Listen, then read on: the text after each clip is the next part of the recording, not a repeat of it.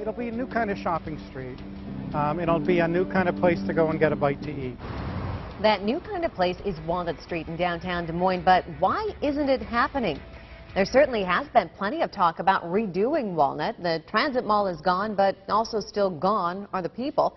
So Kevin went to find out what's happening or not happening in this case. Kev? Well, Stacy, it was a couple of years ago that all the talk was about Walnut Street rising from those transit mall ashes, but some other ashes have stalled the plans temporarily. Great stuff is being served up on Walnut Street today. Pretty girl walking on my own. Money comes out for a couple of hours. Sour cream? For a couple of blocks. So let the barn burn. But just a few blocks away, same street, no food, no music, not much of anything.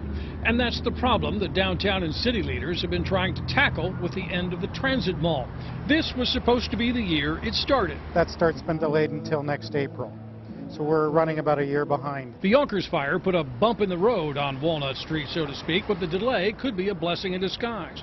More residential conversions will be complete in a year, adding hundreds of downtown residents. So as we get more people living downtown, there's more demand for restaurants and retail because they spend more money than an office worker does. But office workers are an important part of what leaders are looking for along Walnut. People who will stay downtown after work.